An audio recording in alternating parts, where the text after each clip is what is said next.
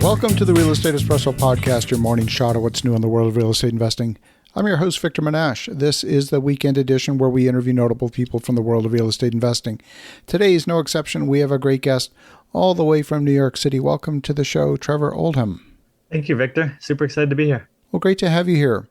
Now, you are not a real estate investor. Today, we're talking a little bit about podcasting, and podcasting in particular for real estate investors and real estate developers. Before we dive into the details, why don't you give a little bit of your backstory and how you got to this point in your journey? Sure. I would be happy to do so. And the story starts really back in 2015. And I was running a separate company to what I was running now. And with that company, I'd actually started and launched my own podcast back then. And I was able to interview some super cool people. Jay Papasan, co-author of The Millionaire Real Estate Investor, David Osborne, just some very successful real estate investors. Absolutely loved the podcasting, loved interviewing them. Fast forward about 2 years of, hosting my own show, wasn't making any money off of it, was sort of burnt out with that company that I've been running with a partner, decided to leave that company behind and start freelancing my skills. And what that consisted of was writing show notes for hosts, editing their shows. And one day I came across a turnkey real estate investor based out of LA. She wanted to get booked on podcasts. I thought, how hard could that be to get her booked on shows? I booked some of these really high quality guests on my show, just started working with her. And then all of a sudden I found some more freelance clients picking it up that way. And then really over the last 5 years since then, just been able to grow the company where we exclusively work with real estate investors. That's fabulous. So your business is one where you help real estate investors, real estate developers, syndicators, folks that are looking to get additional exposure, get booked as guests on other people's shows. Yep, exactly. Fabulous. So let's start with what makes a good guest, because at the end of the day, it's never about the guest. It's always about producing a better show and making sure that the show host gets a better show as a result of having that guest. I would say definitely first and foremost as a guest, not coming off overly promotional. There's going to be a time and place in most podcasts where the host says, where can our audience find more about you? Really just don't be overly promotional. You're not going on the podcast to be an infomercial. A lot of podcast hosts love that A to B story. And what I mean by that, let's say you're a real estate investor. Well, you weren't born in real estate. You may have, a W-2 profession, something outside of real estate. Now you own 100 units, 50 units, 1,000 units. How did you get from 0 units to now, that 100 unit mark? That's what the audience wants to hear. That's the type of story that I find most hosts like to hear from their guest as well. Also, while you're a guest, make sure you're in a quiet place and make sure that you have a professional microphone. You can go on Amazon. You can buy, a lower end quality for $50. If you're on a really nice quality, you might be able to get one for $100. I personally use the Blue Yeti. I think I got it for about $120. Just make sure you have a good microphone.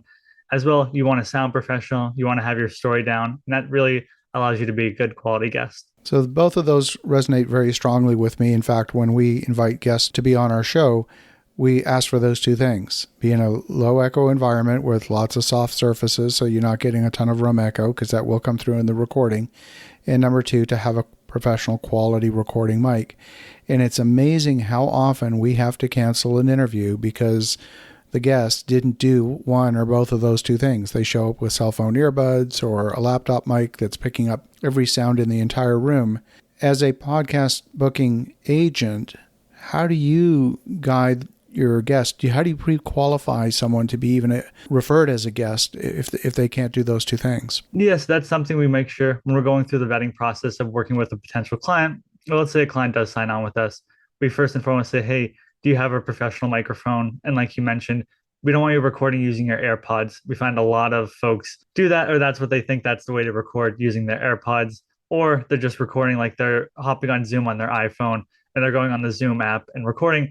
The sound quality is not going to be great. I work with quite a few hosts where I edit their podcasts, and it's super hard as an editor to make that sound quality be good when you're on that type of microphone. So it's just not great to be as a guest. So, we just want to make sure that we're vetting our clients. And if they don't have it, we basically send them over an article that links directly to Amazon saying, hey, buy the Blue Yeti.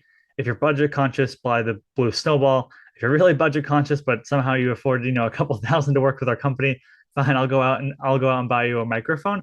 But we do make sure we vet that with our clients, because again, we don't want them to waste that opportunity on a podcast. And then two, we let them know, like, let's say you are in a time crunch and you think like, oh, I'm on the road, I'm just going to record a podcast interview. Trust me, that's not what the host wants. You just want to, reschedule. Like I know Victor, when I was previously going to record with you about a month ago, I forgot I had yard work being done, and there's guys outside my window, using the leaf blower, and I realized that's not going to make a good quality interview. And then you just go in, you reschedule, you let the host know. It's really not that big of a deal. Exactly. I can't emphasize enough how important audio quality is. And I say that from the perspective of someone who listens to podcasts. If the audio quality is not there, I'll switch. I'll turn it off. And especially in an automotive environment where you got a ton of background road noise, there's got to be good equalization of the levels for both speakers, because if it's not consistent, one speaker is going to be too loud, the other one's going to be too soft. You're going to have road noise interfering, and you're simply going to miss it, and people stop listening. Exactly. When you are editing shows, and I know we're geeking out a little bit here on the technical aspects of podcasting, do you apply dynamic compression to make sure that you equalize the audio levels even within a single speaker? Yep, definitely have to do that. Honestly, it depends when you're editing the show. Sometimes, I'll look at the decimal levels and see how far one's going on one end. Like, let's say if someone's speaking and they're like a red, that means they're being super loud. And if someone's being a green, that means there might be a little bit more quiet. We don't want that to be put out an episode where someone's in their car listening to the episode. I'm talking, they have to turn it up, and then Victor, you're talking, and they have to turn it down. That's not going to be a great experience for the listeners. So we definitely use tools like that to make sure that we're always going out there and trying to level it out, so that way one speaker's not too much louder or too much quieter than the other. I get approached on a weekly basis by not hundreds, but dozens of podcast booking agents. And oftentimes they don't do their due diligence. They suggest a guest that was recently a guest, or they suggest someone who is clearly not a fit to the show at all. Can you describe your process? How do you perform due diligence to even suggest a guest for a particular show? Yeah, most certainly. So I would say, first off, if we're working with a client, we want to get a guest list of all the previous podcasts that they've been on. And then once we get that, even then we'll basically go on. We use a tool called Listen Notes, and you can go on and type in, I can type in my name, you can type in your name, you can type in our client's name, and it'll show you all the podcasts that they've been on. So in case they missed one, we'll just write that down. Like, let's say if a client's been on 30 interviews and they forget one or two. So that's first and foremost. And then second, we take a look at the show. Does it make sense for our client and what they're talking about? Like, let's say, is it a real estate agent trying to go on a multifamily show? Or a lot of times I find folks that they're a fix and flip guy, and I'm helping a multifamily host, book guests for his show. And we got a fix and flip guy that's never done any multifamily. And conversely, say someone that is in multifamily trying to be on a fix and flip show. It doesn't make a whole lot of sense, and it's going to irritate the hosts. So the way that you are able to go overcome that, very simple. Just click on the show on iTunes, check out their previous guests, check out the show description, listen to an episode of the show. I'm assuming anyone that's wanting to be a guest, you're going to have 30 minutes throughout the week, to check in on a podcast interview, whether that's driving, walking, at the gym, even making dinner, just so that you get a feel for the show. You want to make sure you do all of those things, because the last thing you want to do is just pitch yourself to a show that doesn't make any sense at all. It's just going to irritate the host at the end of the day. Absolutely. Well, Trevor, if folks want to connect, if they want to learn more, what's the best way? Sure. I would say they could go to our website, podcastingyou.com. That's podcastingyou.com/real estate espresso. Or if they want to connect with me on LinkedIn, I'm happy to chat there as well.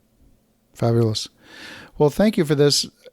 I think it's so important for folks that aspire to be guests on shows to get additional exposure, to have a little bit of that training and get that professional exposure. That's super important. So thank you for that. And for the listeners at home, definitely connect with Trevor at podcastingyou.com. Link will be in the show notes. And in the meantime, have an awesome rest of your weekend. Go make some great things happen. We'll talk to you again tomorrow.